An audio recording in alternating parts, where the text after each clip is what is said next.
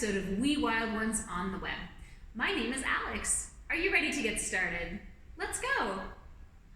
If you love nature and you know it, clap your hands. If you love nature and you know it, clap your hands. If you love nature and you know it and you really want to show it, if you love nature and you know it, clap your hands. If you love nature and you know it, shh, like a deer. If you love nature and you know it, shh, like a deer. If you love nature and you know it and you really want to show it, if you love nature and you know it, shh, like a deer. Thanks, everyone.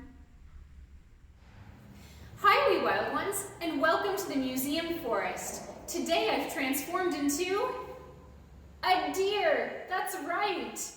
So in order to become deer, we need to practice moving like deer. So there's a few things I think we should practice together. The first is something called a head bob. So let's practice walking through the forest. You're bending down to eat grass. Nibble, nibble, nibble, nibble. But there's danger nearby, so you need to quick pop your head up really fast. All right, try again. Walk through the forest, eating grass. Pop your head up. Great job, everyone. Speaking of danger, we should try to intimidate the danger. We need to paw our hooves. Ready? So move your feet like I am. Ready? And make a stomping sound. Drag your feet backwards. And make a mean face. Get out of here, danger.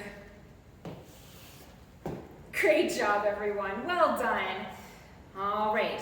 So we've done a head bob, hoof pawing. Now what we're going to do is leap like a deer as if we're running away. Okay, ready? So we need to do a little bit of a run. Ready? And leap like a deer. I think we should try that again together. Okay, ready? Run, run, run, and leap like a deer. Great job. Very good leaping, everyone. And there's one more thing I think we should try together where we have to pop up our tails. Okay, ready? So, walking through the forest. Ready? Danger. Pop up your tail. Good, one more time. Okay. Walk through the forest. Pop up your tail. Great job, everyone. That was really excellent movement like a deer. Now it's time for us to travel to the lab and see a few real-life deer objects. Welcome back to the Museum Nature Lab. Today I have all kinds of special specimens, that's another word for objects, of things that used to belong to deer. Would you like to take a look at them with me? Me too. The first you might have seen before. This is an antler that used to belong to a male or a boy deer. Every single year, they grow antlers that are covered in this really soft, velvety covering. And as time goes on, their antlers start to get itchy, and they rub their antlers on trees, and that velvet comes off. And later on in the year, usually around winter, the antlers come off completely. Isn't that cool?